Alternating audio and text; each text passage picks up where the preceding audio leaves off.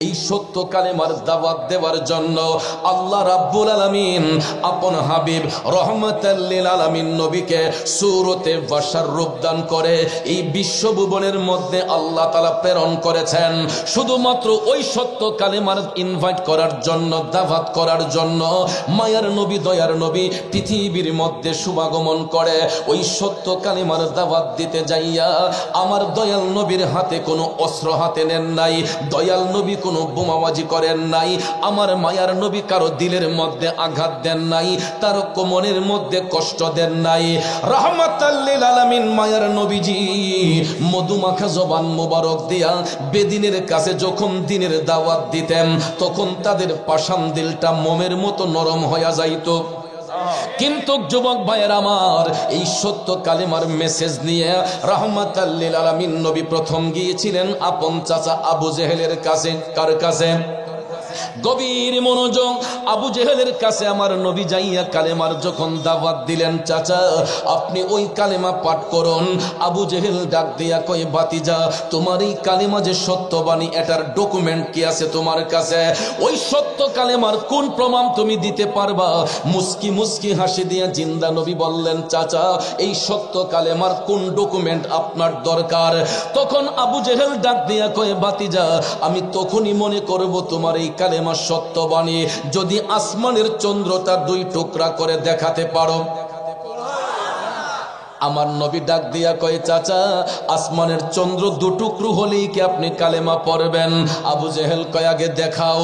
এই গাজীপুর জেলার বাবাজিরা আপনারা বলুন, আমার নবী দেখাতে পারবেন কি পারবেন না? রসুলকে এই ক্ষমতা দান করছেন কে?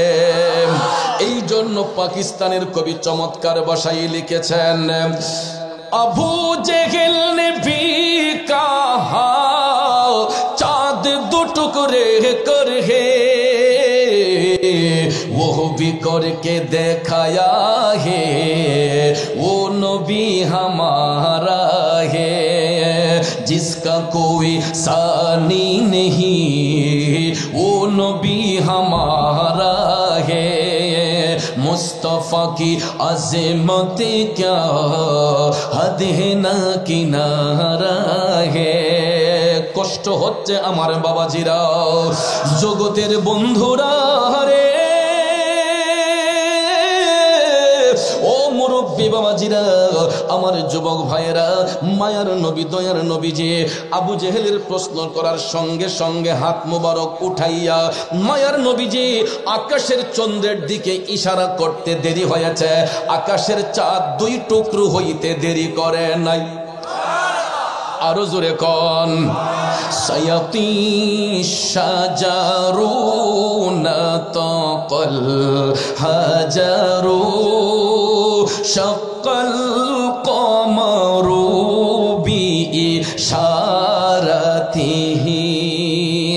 আল্লাহু আল্লাহু আল্লাহু আল্লাহ আল্লাহু আল্লাহু আল্লাহু আল্লাহ। জোরে কন্যা আল্লাহু আকবার।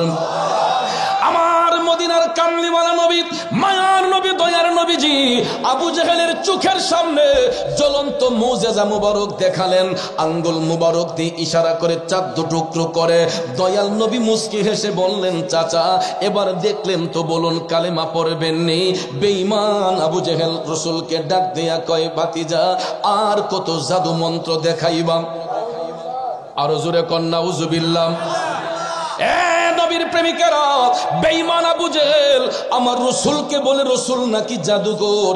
এই কথাটা শোনার সঙ্গে সঙ্গে আমার মায়ার নবীর চোখের পানি মুবারক টপ টপ করে ঝরতে লাগলো। আল্লাহ রাব্বুল আলামিন কুদরতের নজর দিয়ে তাকায়া দেখেন আপন হাবিবের অন্তর মুবারকে কষ্ট হয়েছে। সাথে সাথে আমার আল্লাহ কুদরতের জবান দিয়া ডাক দিলেন, জিবরাইল ও জিব্রাইল, তাকাইয়া দেখো জিব্রাইল, আবু জেহেল আমার বন্ধু নবী মুস্তাফার অন্তর মুবারককে কষ্ট দিয়া দিছে। আমার আল্লাহ ডাক দিয়া কই, ও জিব্রাইল, আমার বন্ধু নবী মুস্তাফার সামান্যতম কষ্ট আমি আল্লাহ সহ্য করতে পারি না। যাও জিব্রাইল যাও, ওহী নিয়ে আমার বন্ধুর নিকট হাজির হইয়া যাও, আবু জেহেলের দাঁত ভাঙ্গা জবাব দিয়ে আসো। আল্লাহ রাব্বুল আলামিন ঘোষণা পাঠাইলেন, জিব্রাইল আলাইহিস সালাম নবীজির কদমে হাজির হয়ে পরে শোনাইয়া দিলেন, বিসমিল্লাহির রহমানির রহিম, খাতামাল্লাহু আলা কুলুবিহিম ওয়া আলা সামঈহিম ওয়া আলা আবসারিহিম গিশাওয়া। একটা জবানও বন্ধ রাখবেন না। জোরে বলুন ঘোষণাটা কার? আল্লাহ রাব্বুল আলামিন ঘোষণা পাঠালেন, খাতামাল্লাহ, আমি আল্লাহ মোহর মেরে দিয়েছি, শিল মেরে দিয়েছে। শুধু আবু জেহেল নয়, কিয়ামত পর্যন্ত ওই আবু জেহেল মার্কা যত মুনাফিক থাকবে, এই কারণে আল্লাহ কয় আলা কুলুবিহিম, সমস্ত মুনাফিকদের অন্তরে। শুধু তাই নয়, ওয়া আলা সামঈহিম, তাদের কর্ণসমূহের মধ্যে, ওয়া আলা আবসারিহিম গিশাওয়া, এবং তাদের দৃষ্টি শক্তির মধ্যে। বাবাজিরা আমার, বেঈমান মুনাফিক যারা হবে, আবু জেহেলের অনুসারী যারা হবে, এরা সত্য জিনিসটা চোখ দিয়া দেখবে, কান দিয়া শুনবে, তারপরও অন্তর দিয়া এটা স্বীকার করবে না। যার দরুন আল্লাহ তাআলা বলেন, ওয়ালাহুম আযাবুন আযীম।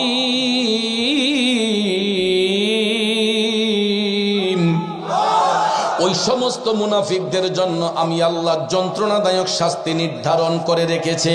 তাইলে আপনারা বলুন, এই আবু জেহেলের অনুসারী বেঈমান মুনাফিক এখন পর্যন্ত আছে না নাই? কথা কোন আছে না নাই? এরা সত্য জিনিসটা চোখ দিয়া দেখতেছে, কান দিয়া শুনতেছে, এরপরও মানে না। কথা কোন ঠিক কিনা? সত্য জিনিসটা চোখ দিয়া দেখতেছে, কান দিয়া শুনতেছে, এরপরও তাদের লেজটা একটু বাঁকা। আমাদের গ্রামের ভাষায় বলে, কুকুরের লেজের মধ্যে যতই ঘি মাজেন, এটা কখনো সোজা হবে না। মনের মন ঘিও যদি মাজেন, কুকুরের লেজ কিন্তু বাঁকাই থাকে। কথা কোন ঠিক কিনা? বাবাজিরা আমার, বেঈমান মুনাফিকের চরিত্র হলো, এরা সত্য জিনিসটা চোখ দিয়া দেখবে, কান দিয়া শুনবে, এরপর এটা মানবে না। এটা আবু জেহেলের চরিত্র ছিল। কারণ নবীজির চোখের সামনে জ্বলন্ত মুজিজা মুবারক দেখার পরেও ওই বেঈমান আমার নবীরে চিনে নাই। কথা কোন ঠিক কিনা? না চিনার কারণে আবু জেহেলের পরিমাণ ভালো হইছে না খারাপ হইছে? কেমন খারাপটা হইল? পৃথিবীর লক্ষ লক্ষ হাজী সাহেব সাহেবানাগণ তারা যখন মক্কা শরীফে বাইতুল্লাহ শরীফের জিয়ারত করতে যান, সাফা মারওয়াতে 7টা চক্কর দিয়া বের হওয়ার সাথে সাথে নাকের আগে চোখের সামনে পড়ে মিস্টার আবু জেহেলের বাড়ি। যেই হাজী সাহেবের ইস্তেনজার প্রয়োজন নাই, এবারে গিয়া কয় কথা কোন ঠিক না বেঠে? যার ইস্তেনজার প্রয়োজন নাই, একটু কোথায় হইল চেষ্টা করে একটু ইস্তেনজা করার জন্য, প্রস্রাব পায়খানা করার জন্য। কথা কোন ঠিক কিনা? আরে বিয়াদবে রাসূল যারা নবীর দেখা পাবে না, গোলামে রাসূল হইবে যারা, নবীজি তাদের ভুলবেন না। ঠিক কিনা বলেন? প্রশ্ন করতে পারেন, হুজুর ইতিপূর্বে সমস্ত উলামায়ে কেরাম বলেছেন আশিকে রাসূল হইবে যারা, নবী তাদের ভুলবেন না, আপনি গোলামে রাসূল বললেন কেন? ও বললাম, আমাদের মতো নাচিজ নালায়েক বক্তাদের নামের আগে আশিকে রাসূল শব্দটা বেমানান। কথা কোন ঠিক কিনা? আমাদের মতো অযোগ্য ব্যক্তিদের নামের আগে আশিকে রাসূল কথাটা মানান বেমানান। কারণ ভাইয়ের আমার, আশিকে রাসূল এটা অনেক ঊর্ধ্বের জগতের লকব। কথা কোন ঠিক কিনা? ডক্টরের ডিগ্রি অর্জন না করে কারো নামের আগে যদি ডক্টর লেখা হয়, এটা হাস্যকর কিনা? হাস্যকর না? আমাদের দেশে তো অনেক টাইটেলের পাগল। নাম যদি একটু লম্বা না হয়, কয় আমি মাহফিলই যাব না। আসেনি? এত টাইটেল দিয়ে কি হবে? আমাদের সবচেয়ে বড় পরিচয় হলো আমরা দয়াল নবীর গোলাম। এর চাইতে বড় পরিচয় আর লাগবে? দুজাহানে কি যে হবে মোদের পরিচয়, দুজাহানে কি যে হবে মোদের পরিচয়, প্রিয় নবীর গোলাম ছাড়া অন্য কিছু নয়, প্রিয় নবীর গোলাম ছাড়া অন্য কিছু নয়। কথা বলেন ঠিক কিনা? আমার যুবক বন্ধুরা, ও মুরব্বী বাবাজিরা, নবীর গোলামি করুন। গোলামি করতে করতে অটোমেটিকলি আশেকের খাতায় নাম এসে যাবে। রসুল তো এখনো আমাদেরকে গোলাম বলেই স্বীকার করেন নাই, আশেক হইলাম কোন সময়? এই জন্য মুখে মুখে আশেক রাসূল বললে হবে না। আশেক রাসূল যারা হবে একটা মুস্তাহাব আমলও বাদ দিতে পারবে না। একজন আশেক রাসূল আমার নবীর একটা সুন্নত বাদ দিতে পারবে না। ঠিক কিনা বলেন? এই জন্য যুবক ভাইয়ের আমার, আশেক রাসূল যদি বলতে হয়, আমার নবীকে না দেখাও যার অন্তরে প্রেম ছিল, দয়াল নবী খুশি হইয়া যার জন্য হাদিয়া পাঠাইছিলেন, তাকেই বলা হয় আশেক রাসূল। ওই আশেক রাসূলের নামটা জানার আগ্রহ আছে না নাই? ও आशिकुन का ऐसा बने हजरत वाइसल करनी बने। ঠিক না বেঠে?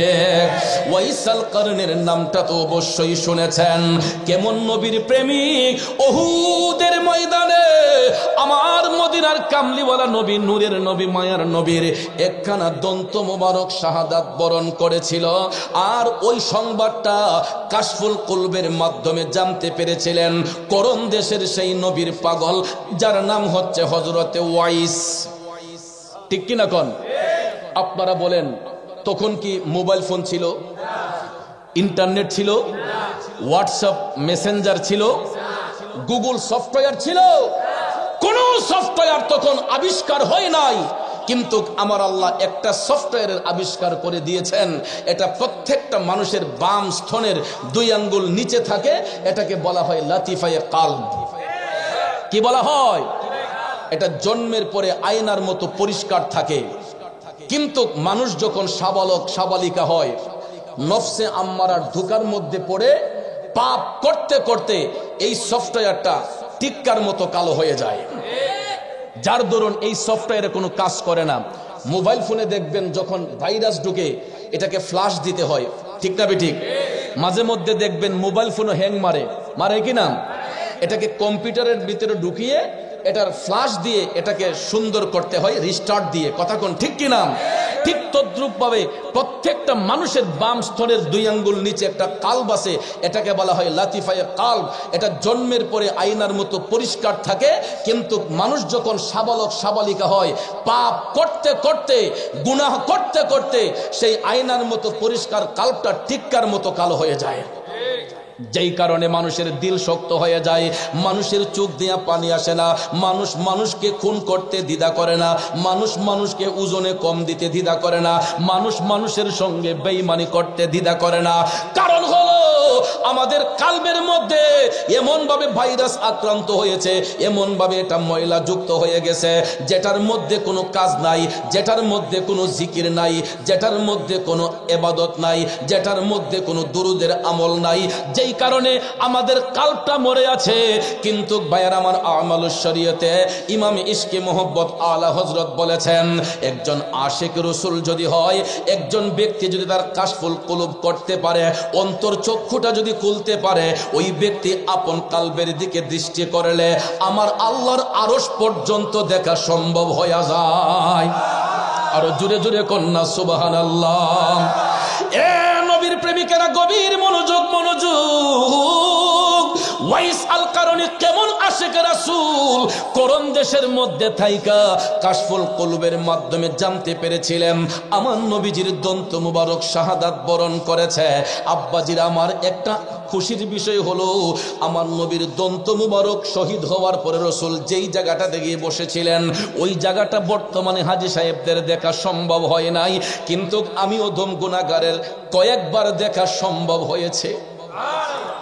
বর্তমানে এই জায়গাটারে সিমেন্ট এবং বালি মিশ্রিত করে এই জায়গাটারে আপনার ফ্ল্যাট করে দিয়েছে, লেভেল করে দিয়েছে যাতে ওইখানে মানুষগুলা গিয়ে ভিড় না করে। আমি নিজের চোখে দেখেছি আমার রসুলের দন্ত মুবারক শহীদ হওয়ার পরে রসুল যেই জায়গাতে বসেছিলেন উহুদ পাহাড়ে, সেই জায়গার মধ্যে নবীজির হাত মুবারকের ছাপ, পাও মুবারকের ছাপ এখন পর্যন্ত সেখানে রয়েছিল।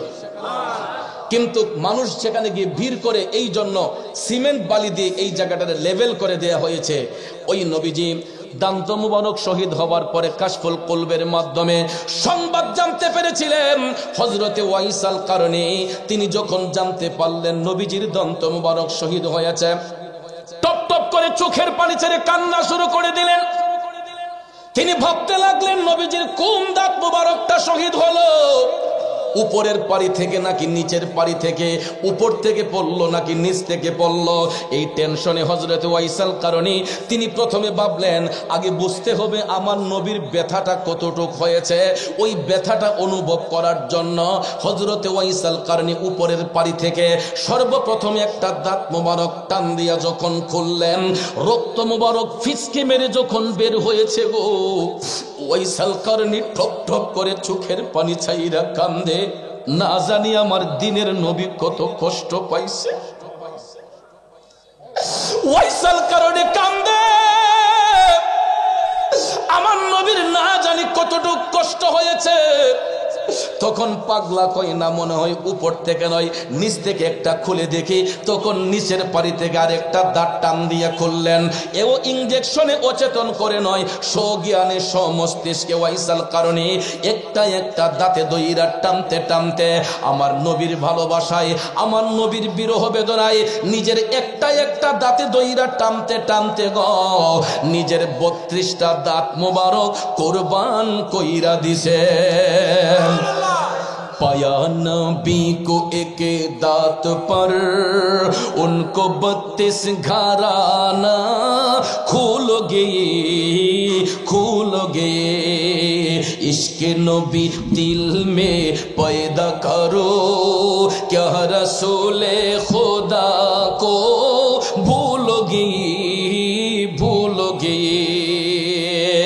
ए नबीर प्रेमिकेरा जुबक भाइरा আমার চিন্তা করে দেখেন, একটা দাঁত মুবারকের সংবাদ পাইয়া যেই আশেক নিজের 32টা দাঁত মুবারক টাইনা টাইনা খুলতে পারে গো, ওই আশেকের সিনার মধ্যে আমার নবীর ভালোবাসা কতটুক থাকতে পারে আপনাদের বিবেকের মধ্যে ছেড়ে দিলাম।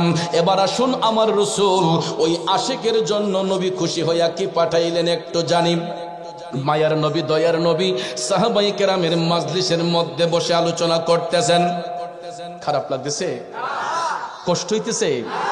কারণ এই আলোচনাটা আমি এই কারণেই করছি, আজকে যেই হুজুরের স্মরণে ওরস মাহফিল হচ্ছে, পিসা হুজুর উনি দুনিয়াতে থাকতে আমার এই আলোচনাটা শুনে তিনি তারিফ করেছিলেন, যেই কারণে আজকে ওনার দরবার শরীফে এসে আমি ভাবলাম যেহেতু তিনি তারিফ করেছেন, তিনি এখনো আমাদের এই আলোচনা শুনতেছেন, ঠিক কিনা বলেন?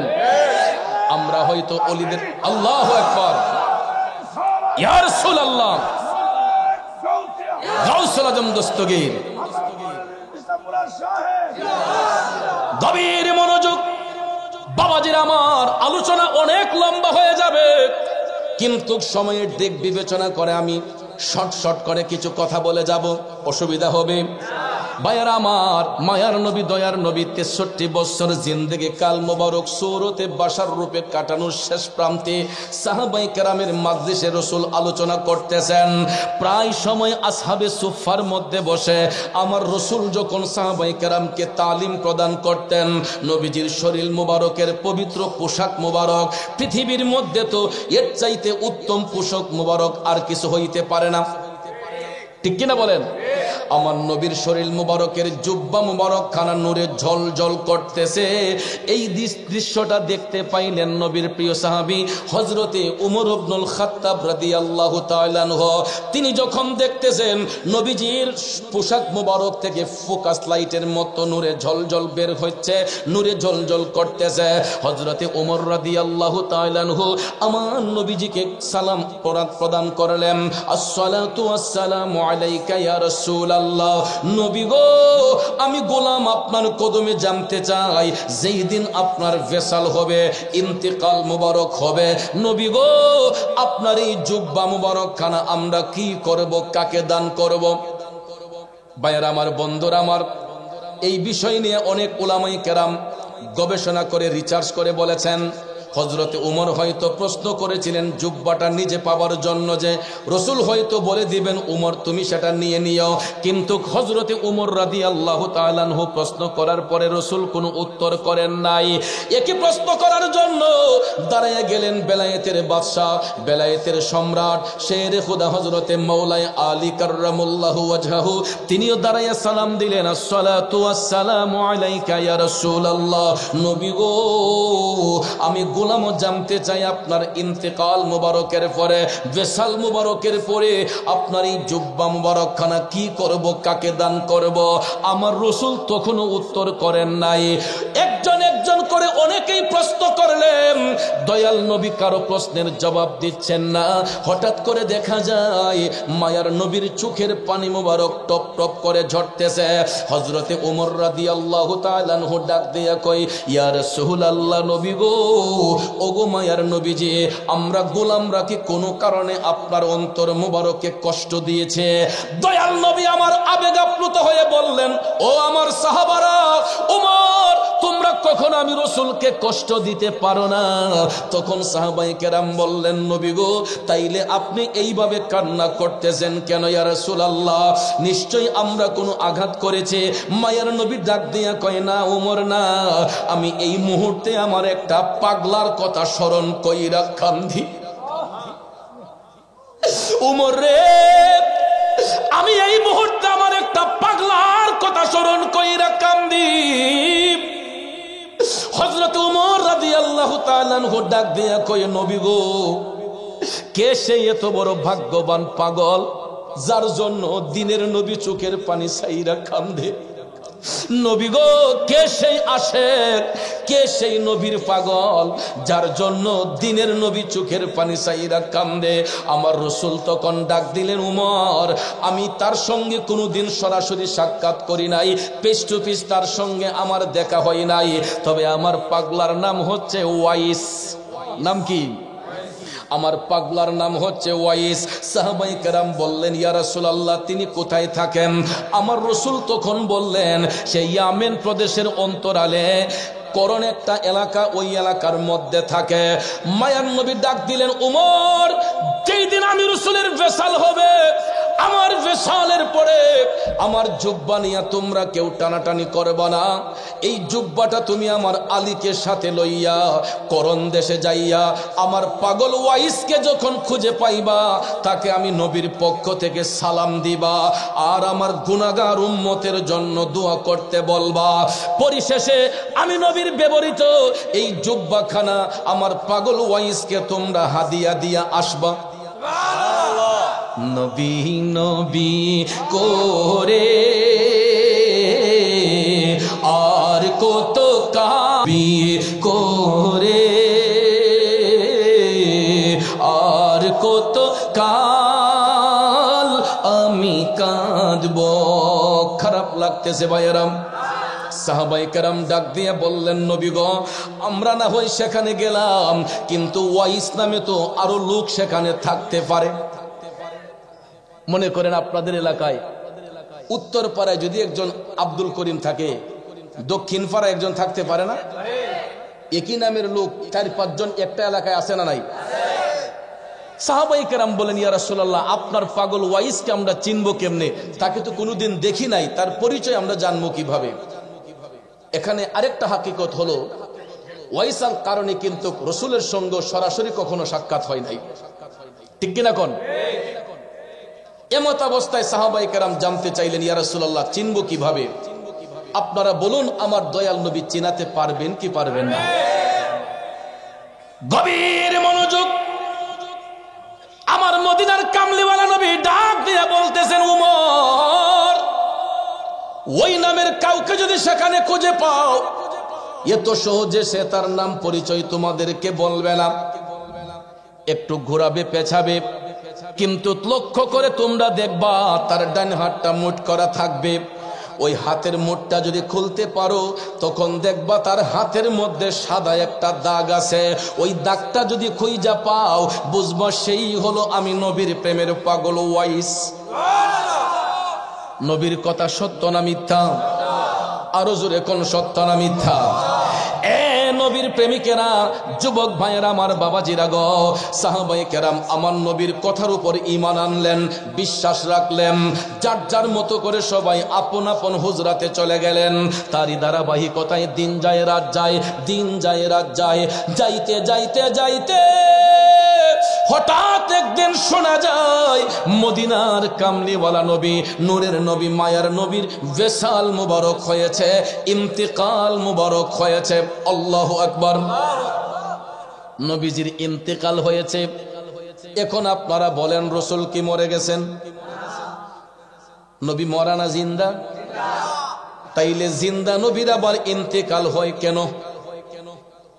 প্রশ্ন আছে না নাই?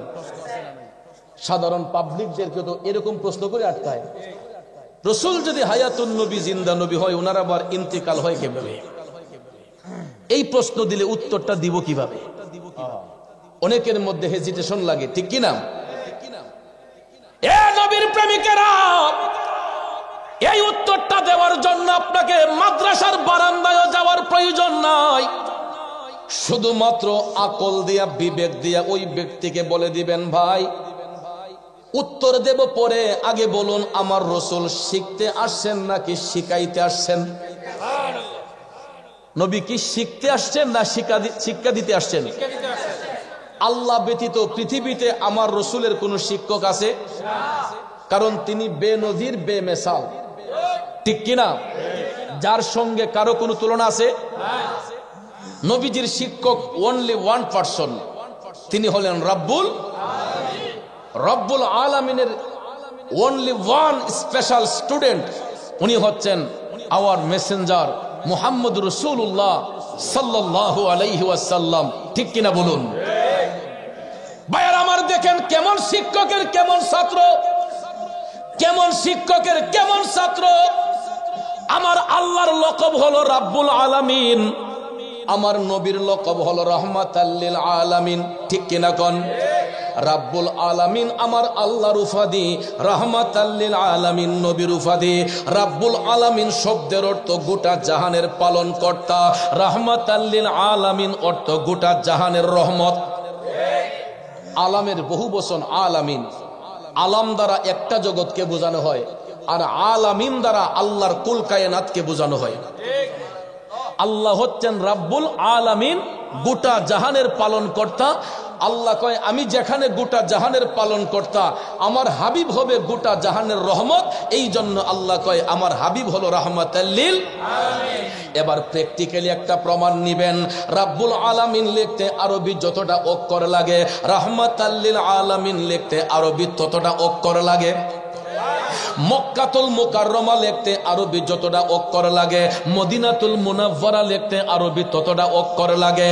আব্বারে ও যুবক বন্ধুরা, লা ইলাহা ইল্লাল্লাহ কালেমা লিখতে যতটা অক্ষর লাগে, মুহাম্মদুর রাসূলুল্লাহ লিখতে ততটা অক্ষর লাগে।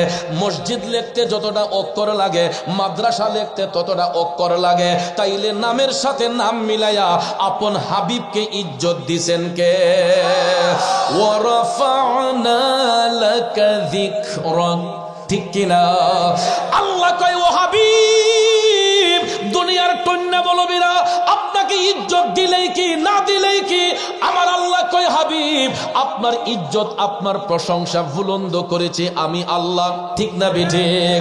এই জন্য শায়ের বলতেছেন রাসূল আমরা আপনাকে না চিনিলে আপনার কি আসে যায়, মোরা আপনাকে না চিনিলে আপনার কি আসে যায়। দুনো জাহান নবীজির নূরি কদমে ঝুকায়, দুনো জাহান নবীজির নবীজির, দুনো জাহান নবীজির নূরি কদমে ঝোকাই। ঠিক কিনা বলেন? আসুন মূল আলোচনায় চলে যাই, ওই দিকে গেলে আলোচনা লম্বা হয়ে যাবে। বলেছিলাম কি, আমার রসুলের ইন্তেকাল হইল কেন? রসুল যদি জিন্দা নবী হয়, ওনার তো ইন্তেকাল হওয়ার কথা না, ঠিক না বিঠিক? কিন্তু ভাইয়ার আমার, এখানে ইন্তেকালের মাধ্যমে রসুল সৃষ্টি জগৎকে বুঝিয়েছেন দুনিয়াতে কেউ চিরস্থায়ী নয়। কুল্লু নাফসিন যায়িকাতুল মাউত, প্রত্যেক আত্মাকেই মৃত্যুর স্বাদ গ্রহণ করতে হবে। ওই জিনিসটা শিখাইবার জন্য, বুঝাইবার জন্য আমার মায়ার নবীর ভেসাল হয়েছে, ইন্তেকাল হয়েছে। ডিস্টেন্সটা ওই জায়গায়, আমি আপনি যখন মারা যাই, আমার আপনার জানাজার নামাজ হয়, 4 তাকবীরের শহীদ ফরজে কেফায়া, মুর্দা পুরুষ অথবা মহিলা, আমার আপনার জানাজার নামাজ হয় ফরজে কেফায়া। ঠিক না বেঠিক? তাকবীর হয় কয়টা? ইমাম একজন আছে না নাই? মুক্তাদি পিছনে আছে না নাই? মৃত ব্যক্তির লাশ সামনে নিয়ে ইমাম সাহেব হুজুরের ইমামতিতে পিছনে মুক্তাদির মাধ্যমে জামাতের সহিত এই 4 তাকবীরে ফরজে কেফায়া জানাজার নামাজ আদায় করা হয়। তারপরে মৃত ব্যক্তির কবরস্থ করা হয়। আমার রসুল যদি মরা নবী হইতেন, আমার নবীরও তো জানাজা হওয়ার কথা ছিল। নীল আকাশের নিচে এমন কোন মায়ের সন্তান চাপা দিয়ে নয়, সহি সনদে একটা দলিল দিয়ে যদি প্রমাণ করতে পারে নবীর ইন্তেকালের পরে জানাজার নামাজ পড়াইয়াছেন অমুক ইমাম সাহেব, অমুক সাহাবী, অমুক নবীজি, তাইলে আমি চৌধুরী চ্যালেঞ্জ করে গেলাম, 10 লক্ষ টাকা নগদ তাকে পেমেন্ট করা হবে। এই আমার বন্ধুরা আমার, আমি এই কারণে চ্যালেঞ্জ করলাম, কারণ 10 লক্ষ টাকা আমার দিতেও হবে না, মৌলভী সাহেব দলিলও খুঁজা পাইবে না। কারণ জিন্দা নবীর আবার ইন্তেকাল হয় কেমনে? ঠিক কিনা কোন? জিন্দা নবীর আবার ইন্তেকাল হইব কেমনে? কারণ ভাইয়ার আমার, শুধু আমাদের নবী নয়, আল আম্বিয়াউ আহিয়াউন, সমস্ত নবীগণ জিন্দা, ফি কুবুরিহিম, আপন আপন রওজা শরীফের মধ্যে, ইউসাল্লু,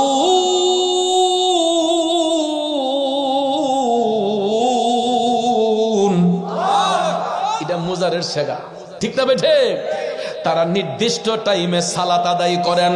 শুধু আমার নবী নয়, সমস্ত নবীগণ জিন্দা, ফি কুবুরিহিম, আপন আপন রওজা শরীফে, ইউসাল্লুন, তারা নির্দিষ্ট টাইমে সালাত আদায় করেন। শুধু তাই নয়, তারা আল্লাহর পক্ষ থেকে রিজিক প্রাপ্ত। কথা কোন ঠিক কিনা? বন্ধুরা আমার, বাবাজিরা আমার, দয়াল নবীর ভেসাল ইন্তেকাল হলো আমাকে আপনাকে শিক্ষা দেওয়ার জন্য। ঠিক কিনা? কি সুন্দর কোরআনের দলিল দেয়, ইন্নাকা মাইয়িতুন ওয়া ইন্নাহুম মাইয়িতুন। ঠিক না ঠিক? যে রাসূল আপনি বলুন, আমিও মরণশীল, তোমরাও মরণশীল। এই দলিলটা দিয়া, কোরআনে পাকের এই দলিল দিয়া তারা বুঝাইতে চায় যে আমার রাসূল মরা নবী, কিন্তু এটার হাকিকত জানে না, এটার তাফসির জানে না। আল্লাহ রাব্বুল আলামিন আপন হাবিবকে দিয়ে বলাইতেছেন, নবীজি শিক্ষা দিতেছেন। কথা কোন ঠিক কিনা?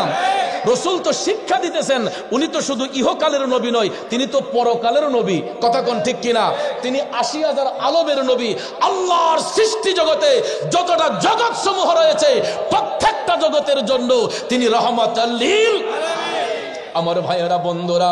এই জন্য ডকুমেন্ট স্বরূপ আমার রসুল যখন মেরাজ শরীফের মধ্যে যাবেন, ভাইয়েরা আমার বন্ধুরা আমার, বাইতুল্লাহ শরীফ থেকে, কাবা গৃহ থেকে রওনা হয়ে জেরুজালেম বাইতুল মুকাদ্দাসে রসুল যখন গিয়েছিলেন, কথা কোন ঠিক কিনা? সেখানে ভাইয়ার আমার সমস্ত আম্বিয়া কেরাম উপস্থিতিতে, সমস্ত আম্বিয়া কেরামের উপস্থিতিতে আমার মায়ার নবীকে ইমামুল মুরসালিন লকব প্রদান করা হয়েছে। সমস্ত ইমামের সর্দার। কথা কোন ঠিক কিনা? এই জন্য আমার আলা হযরত লিখেছেন, মুলক কো নাইনো মে আম্বিয়া তাজেদার। খারাপ লাগতেছে? মুলক কো নাইনো মে আম্বিয়া তাজেদার, তাজেদারো কা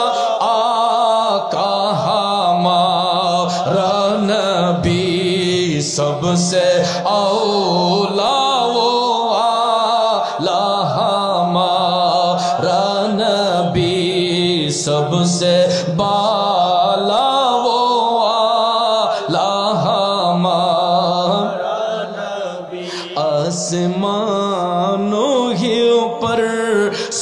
नबी रह गए। सुभान अल्लाह।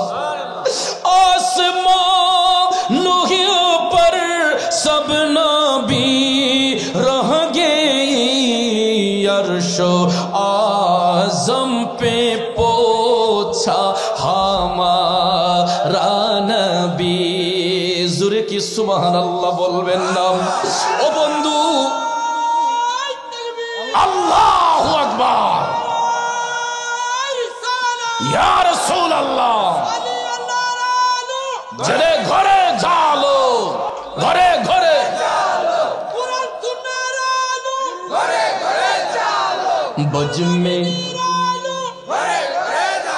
बज में आखिर का शम्आ फिरोजे हुआ, बज में आखिर का शम्आ फिरोजे हुआ, नूरे अव्वल का जलवा हमारा नबी, सबसे औला वो आला हमारा नबी, सबसे बाला वो आला हमारा नबी। सारा रात যদি আমার নবীর শান পড়ি তারপরও সিনা খালি হবে না।